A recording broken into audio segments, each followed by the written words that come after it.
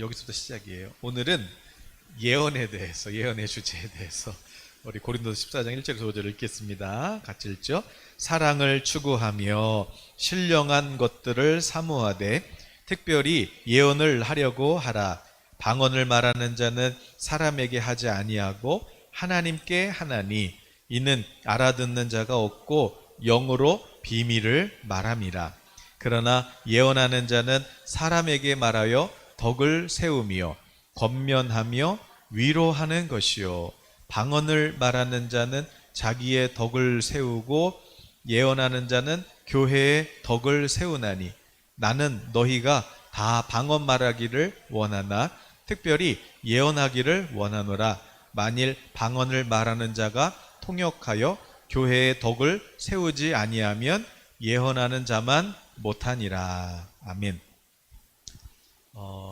은사에 대해서 여러분들이 그 은사, 금요일 설교, 은사의 목적이 무엇인지, 또 은사를 주신 이유, 또 은사를 어떻게 활용하는지, 또 이런 내용은 앞에 설교를 참조하시면 되겠고, 오늘은 이제 그 중에서 예언인데요. 예언. 이 예언의 은사에 대해서는 아직도 그 많은 그런 학자들의 논쟁들이 있어요. 네. 그래서 이제 어떤 분들은 오늘 이 성경적인 이 예언에 대해서 오늘날에는 그것이 설교와 같은 것이다 이렇게 주장하는 분도 있어요. 그래서 원래 이제 예언 사역의 본질은 하나님 백성들한테 하나님께서 지금 현재적으로 말씀하시는 것을 듣고 분명하게 전하는 것이고, 그리고 진리 위에 무엇을 덧붙인다는 것이 아니라 진리의 말씀을 적용한다는 것을 의미한다 이렇게 이야기하면서, 그래서 성경, 그러니까 이제 쉽게 얘기하면은 설교가 예언이다 이렇게 주장하는 학자들도 있고요. 마치 구약의 예언자들은 율법을 선포하고, 그래서 선지자들이 율법을 다시 선포하잖아요. 그래서 하나님 백성들이 다시 하나님 언약 안에 순종할 수 있도록 이제 하나님의 약속을 상기시키려고 선지자들이 율법을 그렇게 선포한 것처럼, 오늘날에도 이제 성령을 통해서 이제 하나님 말씀을 이제 다시 하나님 말씀대로 살아라. 그래서 하나님 말씀을 이렇게 가르치는 어떤 말씀을 선포하는 이것을 이제 예언이다 이렇게 주장하는 분이 있다는 것이죠. 또 이제 어떤 학파는 이제 은사가 이제 중지됐다. 그래서 예언의 은사는 이 특별 계시를 통해서 하나님으로부터 직접 메시지를 받는다는 의미를 내포하고 있는데, 그 메시지는 하나님의 백성에게 선포하기 위한 것이었고, 그렇기 때문에 하나님께서 특정한 방식으로 권위를 부어주셔서 이 예언의 은사가 나타났어요. 언제까지? 신약 성경이 완성되기 전까지는 이 계시와 지식이 필요했기 때문에, 왜? 성경을 써야 되니까.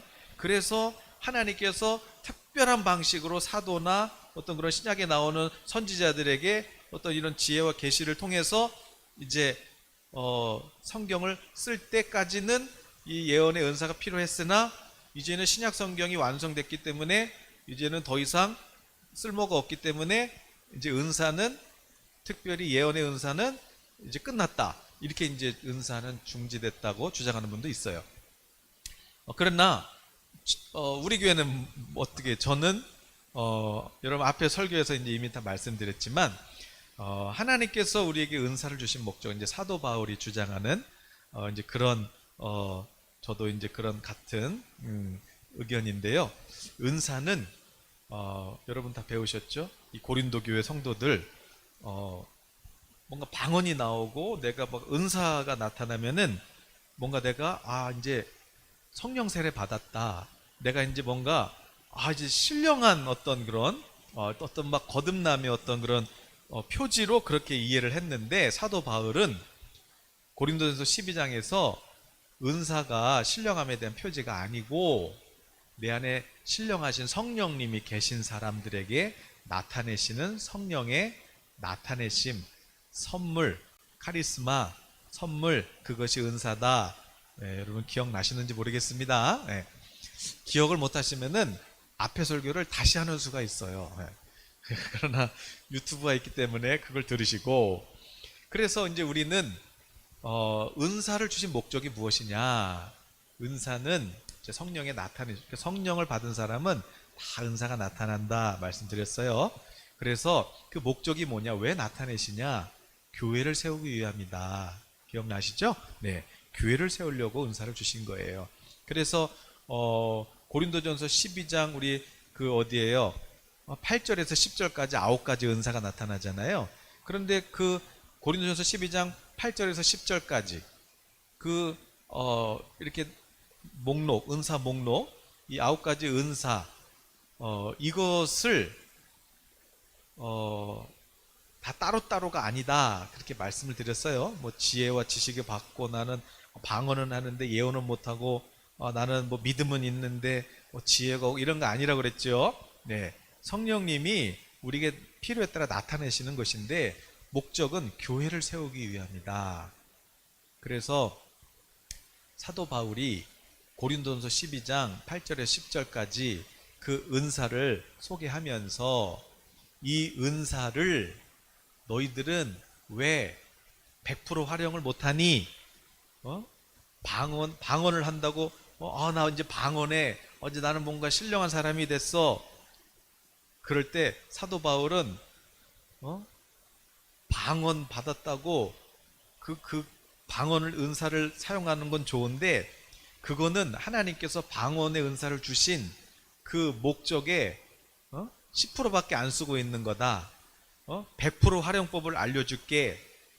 이 은사들 방언이든지 지혜, 지식의 말씀이든지 능력을 행함 있는 어떤 은사든지 간에 이 9가지 은사들 뿐만 아니라 에베소서 4장, 로마서 12장에 나오는 그 성령의 은사들, 선물들을 100% 활용하는 법을 알려줄게. 그러면서 사도 바울이 12장 31절에 뭐라 그랬어요? 그러니까 너희는 더욱 큰 은사를 사모해라. 내가 또한 가장 좋은 길을 너희에게 보이리라. 그렇게 말씀했어요. 그래서 여기서 이 9가지 은사 말고 더 큰 은사를 사모해라. 가장 큰 은사를 사모해라. 이 말씀은 이 9가지 은사보다 더 좋은 은사가 있다고 어떤 또 다른 은사를 대체하는 의미가 아니라고 말씀드렸어요. 오늘 9가지 은사 이미 받은 거예요. 성도들이, 고린도 교회 성도들이 받았어요. 그런데 은사가 막 나타나요. 그런데 사도 바울은 야, 그 은사 나타나는 거는 지금 너희들 10% 20%밖에 못 쓰는 거고 100% 활용하는 법을 알려줄게. 그 얘기예요. 어떻게 하면은 그 은사들을 100% 활용할 수 있어요? 하나님 목적대로 사용하면 되죠. 그게 뭐예요? 13장 13장이 뭐라고 그랬어요? 사랑은 오래 참고. 그러니까 너희가 예언하는 능력이 있든지 천사의 방언을 하든지 또 모든 비밀과 지식을 아는 지혜와 지식을 갖든지 또 어떤 산을 옮기는 믿음이 있든지 능력을 행하든지 또 뭐 구제를 하든지 뭐 다 좋은데 이런 은사가 나타나는 거 다 좋은데 그거는 하나님이 선물로 주신 은사 그거 지금 10%밖에 안 되는 거고 진짜 목적대로 쓰면은 완전히 진짜 100점 만점이 될 수 있어. 그게 뭐예요? 어떻게 하면은 100점 만점이 돼요? 사랑. 그래서 사랑이 뭐예요? 물론 사랑은 오래 참고, 사랑은 시작이 뭐예요? 오래 참고, 또 중간에 뭐예요? 온유, 시기 안 하고, 자랑 안 하고, 교만 안 하고, 무례하지 않고, 유익을 구하지 않고, 성내지 않고, 악한 것을 생각하지 않고, 불의를 기뻐하지 않고, 진리와 함께 기뻐하고, 그 다음에 중간에 모든 것을 참고, 또 모든 것을 믿고 바라고, 모든 것을 끝에는 뭐예요? 견디는 거야. 그랬어요. 그러니까 사랑의 시작부터 끝까지가 다 뭐예요? 참고 참아라. 그럼 뭐 때문에 참으라는 것이에요? 교회 안에 우리 지체들이 있는데 한 몸에 여러 지체가 있듯이 교회가 몸이니까 예수님 여기 여러 지체들이 있어요. 손가락 역할하는 성도도 있고 눈, 코, 입 역할하는 성도도 있고 다 지체가 다른 것이지요. 그러나 한 몸이듯이 은사도 지혜 말씀, 지식의 말씀, 믿음, 능력 다 하나님께서 은사가 막 다양하게 나타내시는데 그 목적은 뭐예요? 그 은사를 통해서 뭐 하라고요?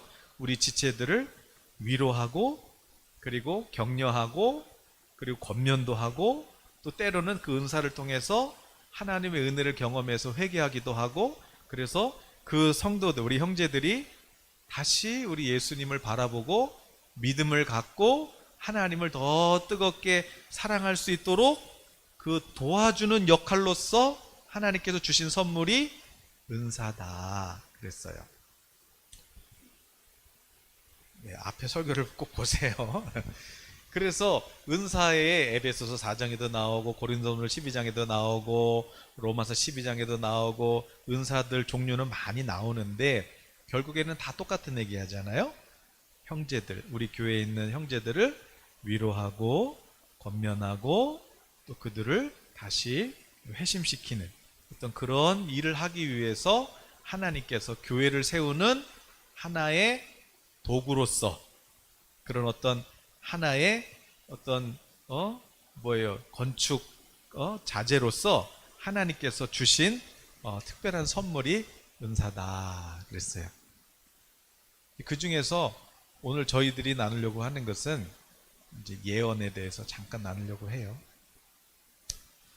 그래서 이제 바울이 14장에서 무슨 얘기 하는 거예요? 오늘 읽은 것처럼. 그리고 14장 전체가 그래요. 방언을, 예를 들어서 이제 방언을 받았어요.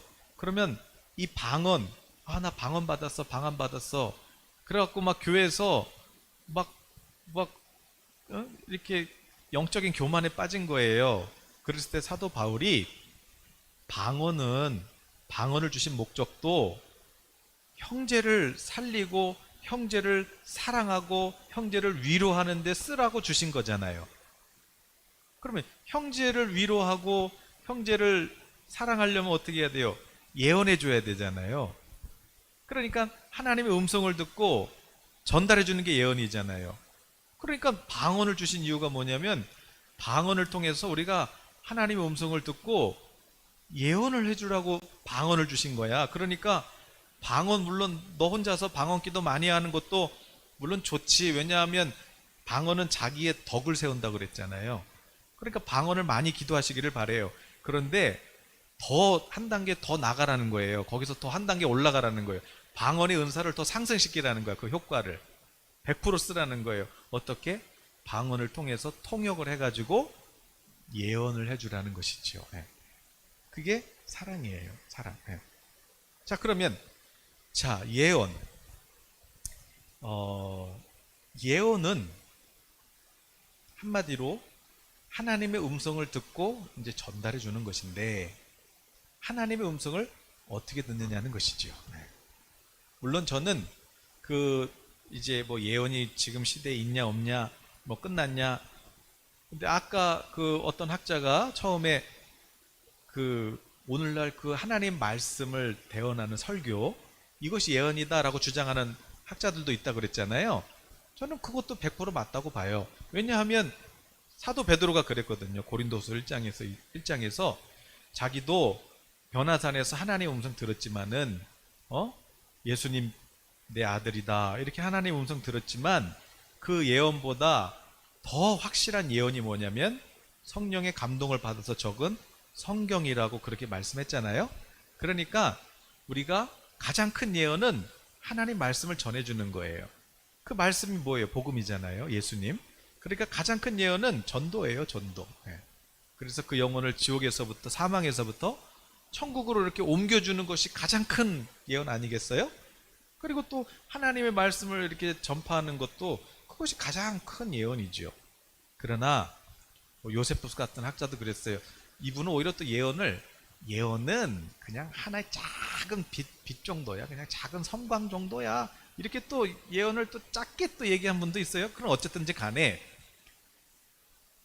성경에서 오늘 보세요. 1절에도 특별히 예언하라고 그래라 그랬잖아요.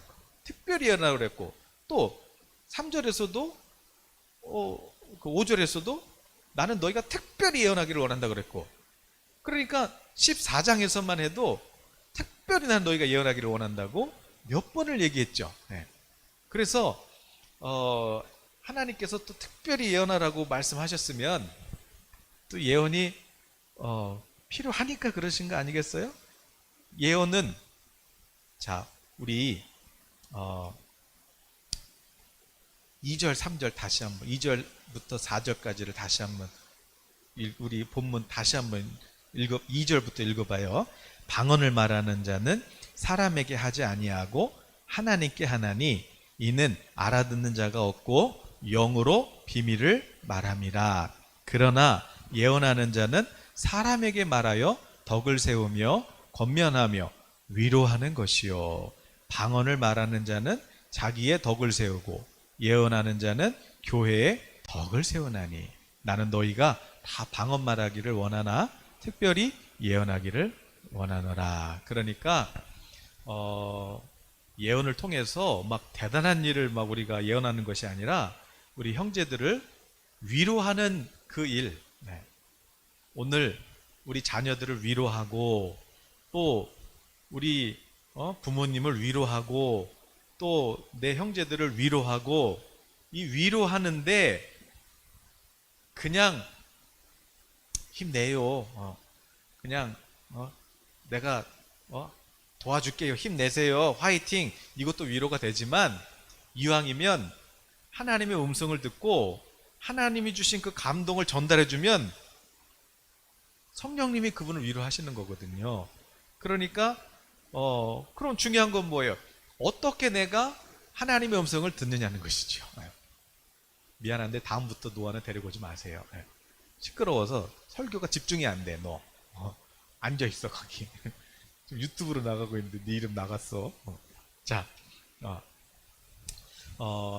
그래서 오늘은 이제 제가 이제 예언의 은사를 통해서 제가 이제 어떤 예언 사역이라고 해야 될까요? 이런 것을 할 때, 그때 제가 보통 이렇게 이제 예언 사역을 할 때 어떤 성령의 감동을 받을 거 아니에요. 그때 어떤 양태로 하나님의 감동을 받아서 전달하느냐, 네. 여기 궁금하지 않으세요? 네, 안 궁금하시군요. 네. 안 궁금하시면 괜찮아요. 그냥 듣고 기도하시면 되고. 그래서 제가 이렇게 예언 사역을 할 때 그때 하는 어떤 그런 감동들, 그게 구체적으로 어떤 방식으로 저한테 오는가, 그런 거에 대해서 몇 가지를 나누려고 하는 것이에요.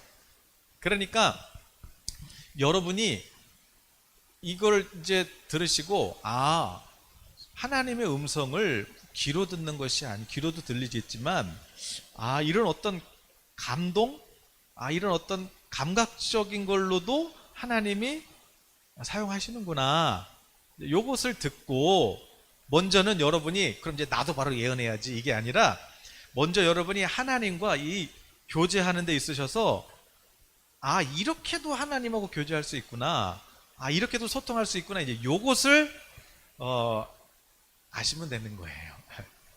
이제 그것만 짧게 소개하고 이제 마치려고 하는데, 근데 이제 이것은 그냥 내가 경험했으니까 여러분한테 알려드릴게요가 아니라, 이것은 그 신학자가 막스 터너라는 그 신학자가 그 성령과 은사라는 그 책을 썼는데, 아주 두꺼운 책이죠. 근데 거기에 이분이 오늘날 그 현대 교회에서 지금 예언 사역을 하고 있는 그런 예언의 은사가 특별히 나타나는 교회들을 이분이 다 조사를 한 거예요. 그래가지고 도대체 그러면 오늘날에 어떤 예언을 하는 교회들은 어떤 형태로 예언을 하는가를 이거를 다 연구를 하고, 플러스 성경에 나타나는 은사와 특별히 신약에 나타나는 은사와 오늘날 현대 교회에서 나타나는 예언의 은사들을 비교해 본 거예요. 비교해 봤는데 이분의 결론은 뭐냐면 여기 몇 가지? 하나, 둘, 셋, 넷, 다섯, 여섯, 일곱 가지. 예언의 은사가 나타나는 교회들을 한두 교회가 아니에요. 그리고 또 한두 사람 한 게 아니에요. 아주 그냥 큰 집단을 이렇게 연구를 해봤는데 일곱 가지 형태의 예언의 어떤 그런 뭐라 그럴까요? 양태가 나타나더라. 그래서 일곱 개로 줄인 거예요. 그래서 이게 과연 맞을까? 그래서 이제 제가 그걸 본 것이죠. 봤더니 제가 사역하는 것과 거의 비슷한 거예요. 그래서 이게 저도 그 책을 보기 전에는 물론 사역은 하고 있지만 이게 맞는 거겠지 하고 했지만 이거를 어쨌든 학문적으로 이렇게 입증을 해주니까 그래서 더 이제 제가 확신을 갖게 되는 것인데 보통 요 일곱 가지 그 형태로 예언이 나타나더라 그랬어요. 그래서 오늘 여러분에게 이것을 알려드리는 것은 여러분 다 이제 막 예언을 하라고 물론 성경이 다 예언하라고 했지만 그 예언은 뭐라 그랬어요? 하나님의 음성을 들으라는 거잖아요.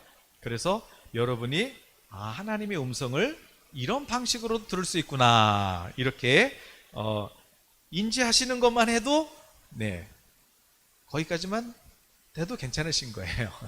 그래서 여러분이 실제로 그렇게 한번 해보시라는 것이지요. 네. 그러면 어떤 형태로 나타나느냐? 첫 번째, 제가 거기다가 유튜브 그 게시글 거기다가 써놨는데 첫 번째 어떤 현상이냐? 심상의 형태로 나타난다. 이게 뭐냐면 그림이에요. 그림. 제가 늘 강조하는 거 있죠. 이미지. 그러니까 사진 한 장이 딱 찍히는 거예요. 내가 기도할 때 또 내가 하나님께 이렇게 여쭈고 주님과 교제할 때 하나님께서 픽처 사진 한 장을 딱 찍어서 주신다는 거죠. 저는 이 경우가 가장 많아요. 그래서 이미지. 물론 이제 어떤 분은 막 동영상을 막 봐요. 막 기도할 때 막 동영상이 막 보이기도 해요. 근데 저는 가능하시면 동영상을 보시지 말고 그냥 사진 한 장만 딱 찍어라 이거죠. 여러분 만약에 여기 이렇게 지금 이 교회 이 장면도 제가 이거를 다 글로 쓰려고 그러면은 이거 이제 교회는 큰데 앉아 계신 분은 몇 분 안 되시고 복잡해지잖아요. 근데 사진 한 장 딱 찍으면은 몇 분 오셨고 또 지금 또 유튜브로 설교하기 이게 이제 그 사진 안에 여러 가지 그 의미들이 있잖아요. 그런 것처럼 우리가 기도할 때 하나님께서 어떤 그림을 주신다는 거죠. 그림. 여러분들도 하나님의 음성을 꼭 귀로만 들으려고 하지 마시고 어떤 이미지. 근데 이미지가 어디로 떠오르냐?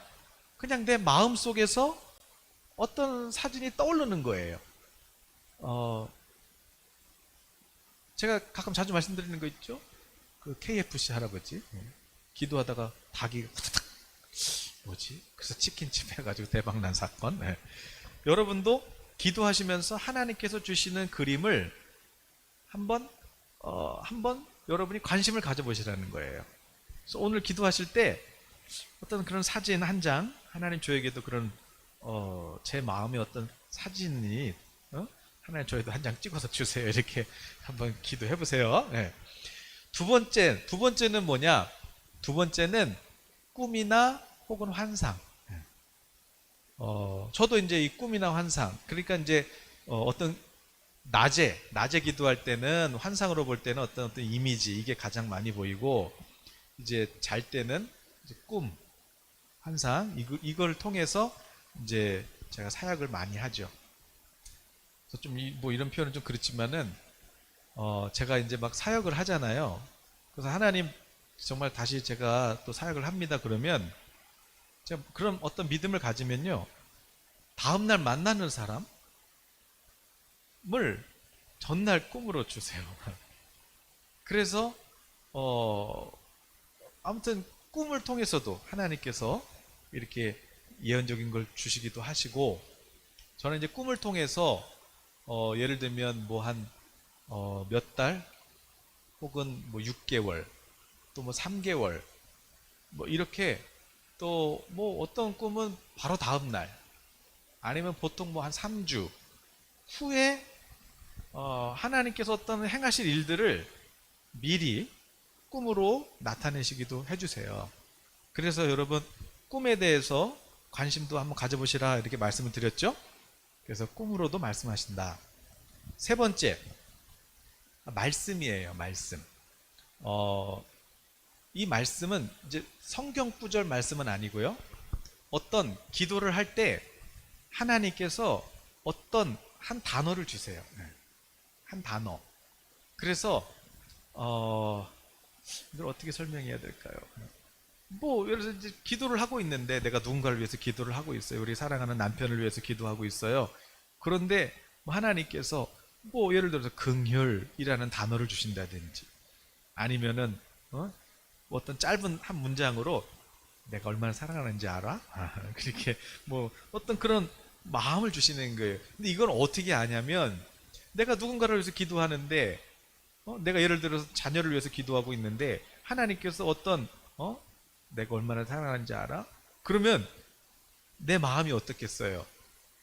그냥 뒤집어지는 것이에요. 그냥 뒤집어지는 것이에요. 아이고, 하나님이 이렇게 사랑하는데 그것도 모르고 내가 걱정했구나, 이렇게 되는 것이에요. 그래서 어떤 기도할 때 하나님께서 어떤 단어를 주시거든. 그건 이제 어떻게 해야 돼요? 여러분이 기도하시다가 이제 특히 이제 특별히 방언으로, 오늘 그 얘기예요. 방언으로 기도하실 때 하나님께서 어떤 마음에 단어를 주시잖아요. 그럴 땐 여러분이 그 단어를 아멘, 받았습니다, 그러고 그 단어를 선포하시라는 거예요. 여러분이 입술을 열어서 선포하시라는 거죠. 그래서 어떤 단어나 짧은 문장으로도 하나님께서 말씀하신다. 네 번째는 뭐예요? 네 번째는 어떤 인물이나 사건에 대해서 정보를 받아요. 정보. 그러니까 이것도 이제 저는 보통 꿈으로 많이 봤는데, 뭐 이제 어떤 이미지로도 봤지만 또 꿈으로도 많이 봤죠. 지금 이런 얘기하면 그런데 다 말씀 못 드리겠어요. 그런데 제가 예를 들어서 꿨던 꿈들이 있잖아요. 그러면 그 꿈들이 뉴스에 나와요. 근데 그거 왜 꾸게 하시는 건지 모르겠어요. 근데 그런 꿈들이 뉴스에 나오는 것이죠. 이거는 좀 이제 정치적인 것들도 많이 있어서 이제 제가 말씀 못 드리겠는데, 아무튼 그래요. 근데 이제 그게, 아무튼 그렇습니다. 어떤 인물이든지 어떤 사건에 대해서 정보를 받는다. 근데 그 통로는 꿈일 수도 있고, 또 첫 번째 그 이미지일 수도 있고요. 네. 정보를 받으니까 줄 거 아니에요. 네. 그래서 원래 이제 제가 이제 책에 이제 다음 주에 이제 인쇄가 들어갈 것 같은데, 다 썼다가, 응? 그래서 제가 북한 꿈도 꾸고 또 꾸는데 다 지웠어요. 그거는 그냥 괜히. 예. 그래서 그런 건 다 일반적인, 이제 어쨌든 일반화 시키려고 노력은 했는데, 자, 정보를 받기도 한다. 여러분이 만약에 정말 여러분 자신한테도 해도 돼요. 저는 때로는 하나님, 예를 들어서 제가 어떤 일을 하고 있잖아요. 근데 하나님, 이것이 정말 맞나요? 하나님은 어떻게 보시나요?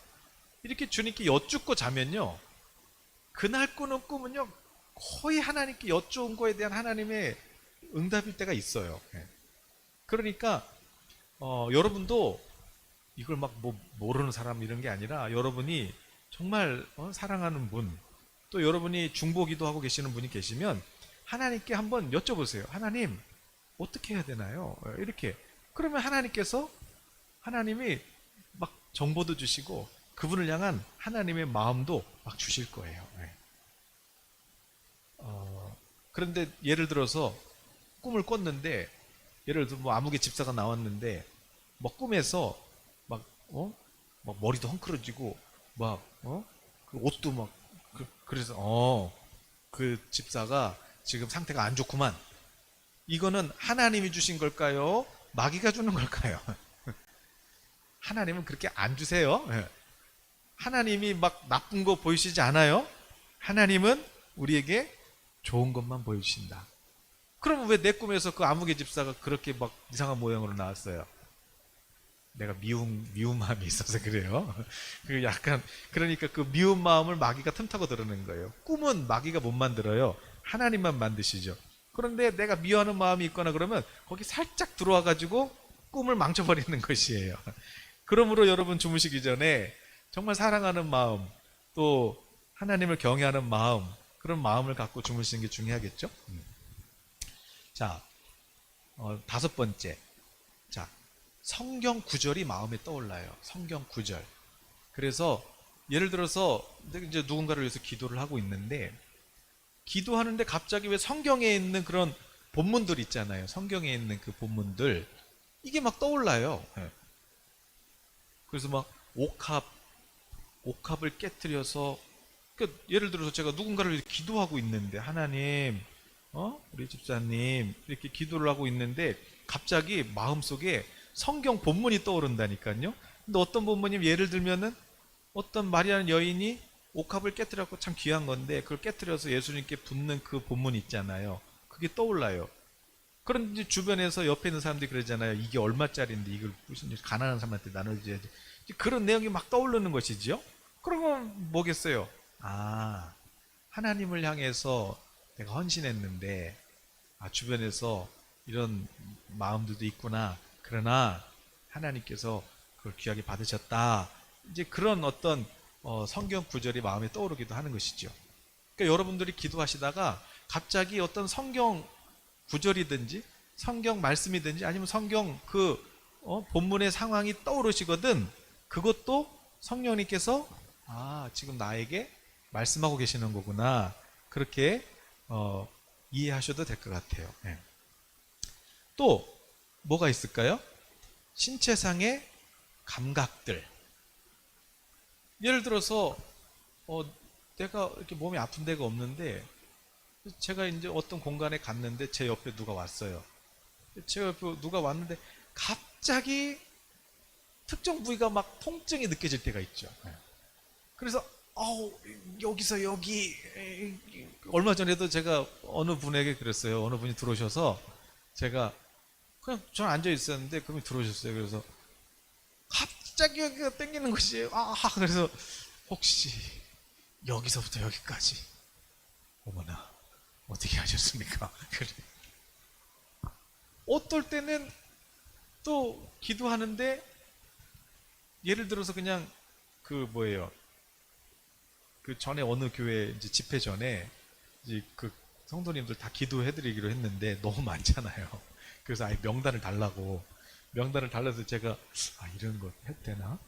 방송에 나가는데 명단을 달라고 그래서 제가 이제 이름을 놓고 이제 기도를 하는 거예요. 근데 그분 이름을 놓고 기도하는데 갑자기 막 숨이 막 막히고 막 답답해지고 막 그러면서 막 숨을 못 쉬겠는 거예요. 그럼 내가 왜 이러지? 그러다가 하나님, 혹시 이거 이분이 그런가요? 그래서 이제 몇 번 이제 그런 확인을 받고, 이제 그날 집회 가서 그분이 이제 또 식사를 사주셨고, 식사 대접을 해주셨어요. 그래갖고 사실은 기도하는데 오기 전에 집사님 이렇게 기도를 하는데 이렇게 숨이 막 막히고 막 그랬는데 자기가 그렇다는 거예요. 그래서 근데 이게 유전이라는 거예요. 유전, 엄마 때부터. 그래서 주님이, 하나님이 이거를 느끼게 하셨을 때는 뭐예요? 너 아프다, 그 얘기 하려고 그러는 거예요? 아니면 고쳐주시려고 그러는 거예요? 고쳐주시려는 거죠. 고쳐주시려고 그러는 거예요. 그래서 주님이 고치셨어요. 예수님께서 채찍에 맞아서 다 고치셨으니까 이제 자유하세요. 그런데 그분이 이게 이제 부모님 때부터 아픈 거니까 자신이 뭐랄까요? 두려움이 있는 거예요. 나도 엄마처럼 저렇게 아프면 어떡하지? 그런 두려움이 있었던 거예요. 그러니까 마귀가 그런 거 얼마나 좋아하겠어요. 더 막 괴롭힐 수 있는 것이죠. 그러나 주님께서 자유해라 그러시는 거예요. 자유해라. 여러분, 영분별 한다고 그러고 주여, 이 사람한테 까만 것이 보입니다. 그러면 기도받는 사람은 어떡하겠어요? 나한테 까만 게 보인다고? 어떡하지? 나 뭐지? 죽는 거 아니야? 막 이러고 있는데, 그럼 이제 어떻게 해줘야 돼요? 주여, 까만 것이 보입니다. 네. 그럼 이제 기도받는 사람은 어떻게 해? 어떡하지? 근데 그분이 그냥 가셨어. 그럼 어떻게 되는 거예요? 예를 들어서 어느 집회를 갔는데 어느 목사님이 이제 그 예언 집회였나 봐요. 거기를 가셨는데 그 강사 목사님이 그랬대요. 강사 목사님이 한 분 한 분씩 다 손을 얹고 기도를 해주는 거예요. 근데 이 목사님 차례가 됐어요. 여기다 손을 얹었어요. 근데 목사님이 주여, 이것이 무엇이나이까? 놀라신 거예요. 그러니까 이제 기도받는 이 목사님은 어머나, 내가 뭐가 있나? 막 이러고 있는 거죠. 근데 그러면은 이제 그 뭐 강사님이 그렇게 했으면은 답을 줘야 되잖아요. 그러니 주여, 그래서 그냥 지나가시더라는 것이에요. 그러면 이제 기도받는 사람은 어떻게 해요? 그럼 난 어쩌라고? 뭐 얘기를 해줘야 될 거 아니야? 그런데 그냥 가셨다는 것이죠. 자, 이것은 예언이 아니다. 대안이 없는, 하나님의 어떤 은혜의 대안이 없는 분별이나 그런 것들은 정죄하는 거죠. 그 사람한테 두려움만 주는 거잖아요. 그래서 예언을 줘요. 예언이라는 건 뭐냐면, 예를 들어서 그런 게 느껴지면 어떻게 해요? 아픔이 느껴져요. 그러면 어떻게 해요? 살려주라는 거지. 선포해주라는 거 아니겠어요? 자유하십시오. 두려움에서 자유하십시오. 이렇게 축복 기도해주라고 주시는 거 아니겠어요? 때로는 기도하다 보면은 신체적인 감각, 그런 통증뿐만 아니라 어떤 그분의 마음, 어떤 슬픔, 또 어떤 그런 마음도 느껴져요. 네. 그럴 때는 하나님께서 왜 주시는 거예요? 저도 이제 그 언제죠? 몇 번 했던 것 같은데, 그 새벽기도 끝나고 집에 가는데 차에서 저도 모르게 제 입에서 하늘 가는 밝은 길이, 이 찬양을 부르는데 제가 막 슬픔이 막 몰려오는 거예요. 이게 왜 그러지? 내가 왜 이 노래를 부르고 있지? 그래서 참 이상하다. 그래서 제가 주차 딱 해놓고 극동방송을 딱 틀었어요. 극동방송을 딱 들었더니 그 찬송가가 나오는 거예요. 하늘 가는 밝은 길이. 그래서 세상에 이게 뭐지? 그러고 있는데 그 아나운서가 찬양 끝난 다음에 오늘 아침에 오카노 목사님께서 천국에 가셨습니다. 뭐 이런 멘트를 하더라고요. 하나님께서, 저도 뭐 그분 개인적으로 뵌 적도 없지만 참 사랑하셨나 보다. 그런 마음을 느낄 수 있는 것이지요. 그러니까 여러분이 기도하실 때 여러분의 어떤 신체적인 감각, 또 여러분의 어떤 감정적인 그런 감각, 이런 것도 사용하실 수 있다. 그러니까 여러분, 이미지로 보이죠. 감각으로도 보이죠. 또 꿈으로도 보이죠. 또 어떤 단어가 이렇게 떠오르기도 하죠. 성경 말씀이 떠오르기도 하죠. 그 지금 무슨 얘기예요? 여러분의 모든 것을 하나님이 다 사용하고 계신다. 사용하고 계신다. 그러므로 여러분, 여러분의 몸도 건강하게 관리하시기를 바랍니다. 네. 하나님이 쓰셔야 되니까. 네.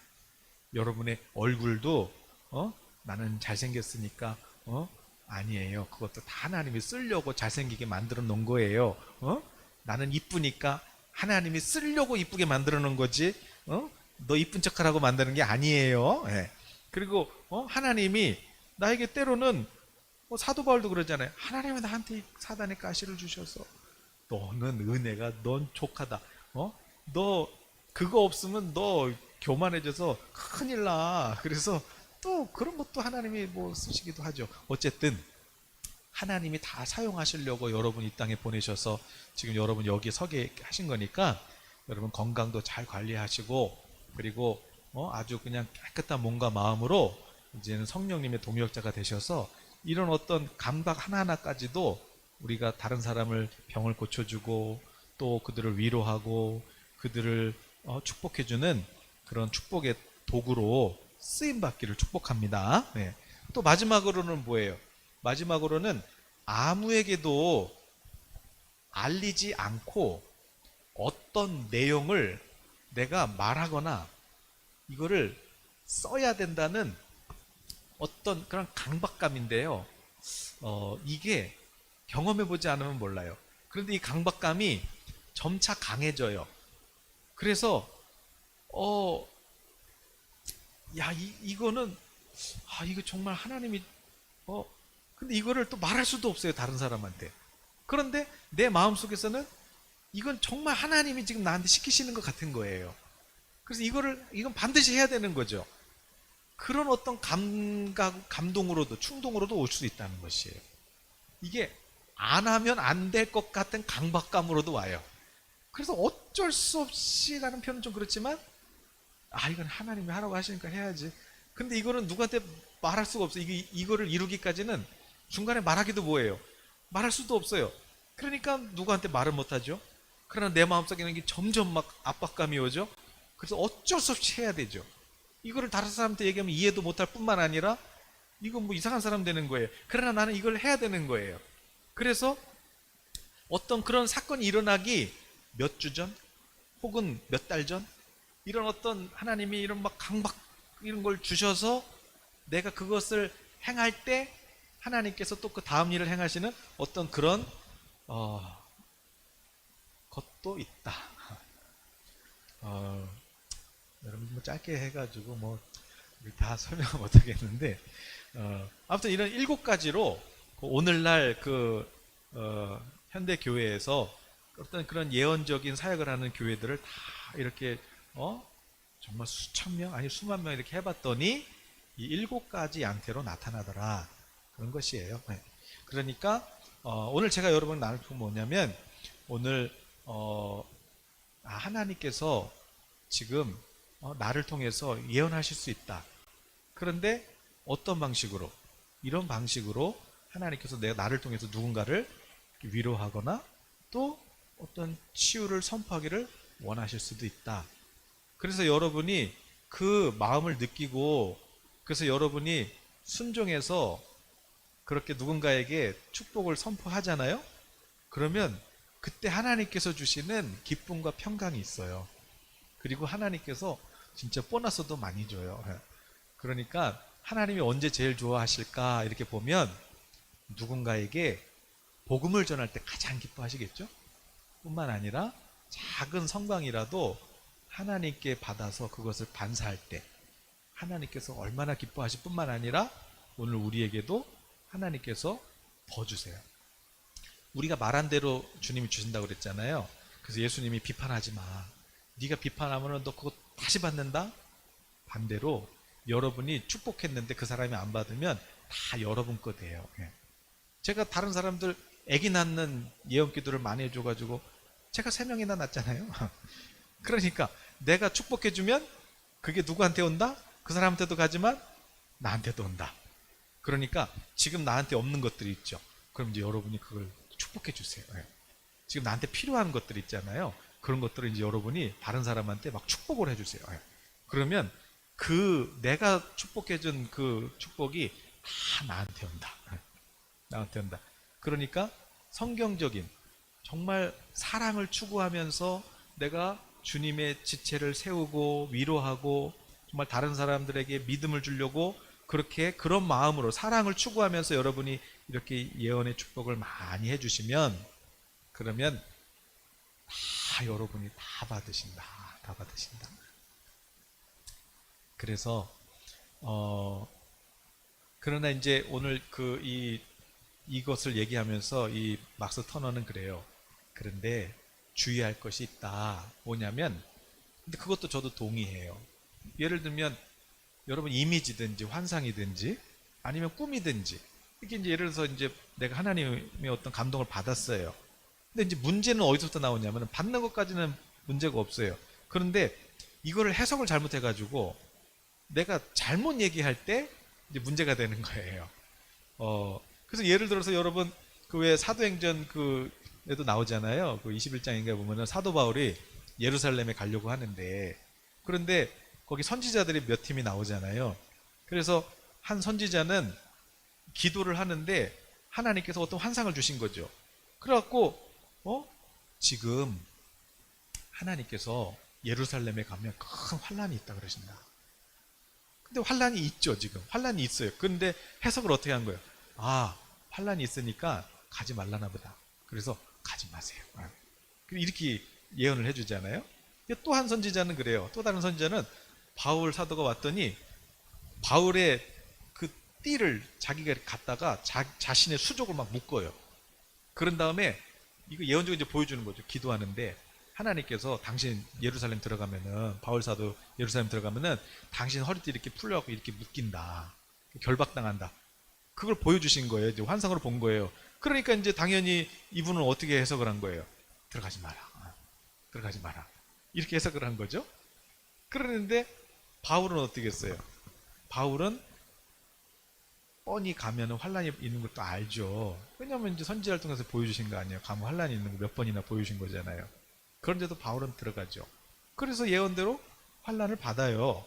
고난을 받아요. 근데 안 갈 수가 없었어요. 왜냐하면 성교비를 내가 갖고 있는데 지금 완전히 기근과 지금 환란 때문에, 핍박 때문에 지금 예루살렘 교회가 지금 재정이 어려워요. 내가 안 가면 뭐 먹을 수도 없는 거예요. 그러니까 안 갈 수가 없는 거예요. 그래서 환란이 있는 거 알지만 성교비 줘야 되니까 가는 거예요. 그래서 가서 두들겨 맞아요. 그러나 오히려 그걸 통해서 또 로마로 이렇게 또 가게 되는 것이죠. 그러니까 결국 이런 것만 봐도 뭐예요? 하나님이 꿈과 환상을 통해서도 보여주시되 그것을 내가 봤다고, 또 내가 뭔가 느꼈다고 그냥 너 이제 너 큰일 났어, 너 이제 너뭐 어려워질 거야, 이렇게 하지 말라는 거예요. 예. 그런 거를 두 글자로 뭐라 그래요? 푼수. 푼수. 그렇게 하면 안 돼요. 예. 그러니까 하나님께서 여러분에게 무엇을 주실 때는 그걸 놓고 그 꿈이든 환상이든 뭐 사진이든 간에 충분히 기도해 보시고 묵상해 보시고, 그래서 거기서 여러분 예를 들어서 내가 어느 공간에 갔는데 그것도 집회 때인가 그랬을 거예요. 근데 갑자기 막 심장이 막 그분 돌아가셨거든요. 정말 심장 그쪽으로 돌아가신 거예요. 너무 아픈 거야.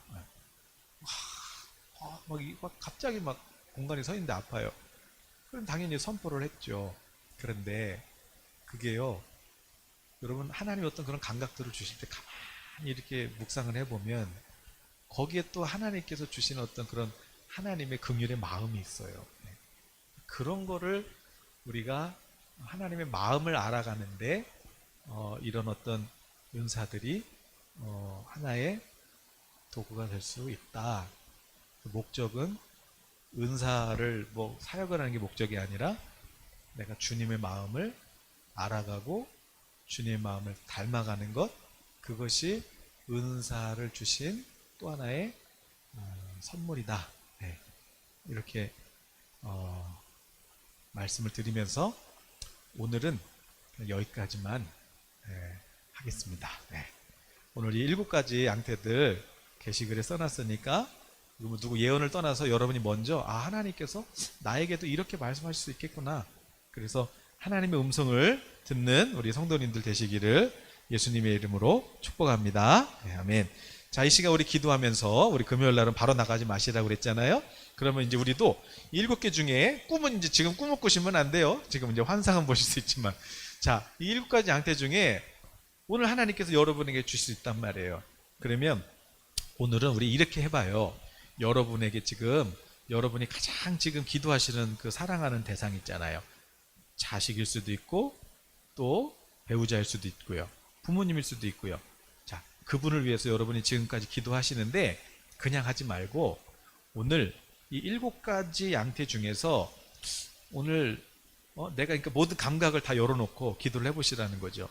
그래서 하나님께서 어떤 감동을 주시거든 그것을 한번 여러분 입술로도 선포하시고 그것을 한번 그대로 전달을 해줘 보세요. 몸이 만약에 뭐 어디 특정 부위가 아프시거나 그러면 내가 오늘 당신에 대해서 기도하는데 여기 너무 아팠어요, 제가 기도해 드릴게요. 그리고 기도를 해 주시든지, 아니면 기도하는데 하나님께서 사랑한다고 그렇게 말씀하세요. 그래서 그걸 전달을 해 주시라고. 그러면 여러분이 여보 사랑해요 그렇게 말씀하시는 것보다 기도하는데요, 하나님께서 당신을 너무 사랑하신대요, 힘내세요, 이렇게 전달하는 거랑 급이 다르다. 급이 다르다. 그러니까 오늘 기도하시면서 주신 은혜를 사랑을 추구하면서 한번 전달해 보시라. 네. 절대 미운 마음 갖고 있으면 안 됩니다. 네. 자, 우리 시간에 같이 한번 기도할게요. 우리 반주에 맞춰서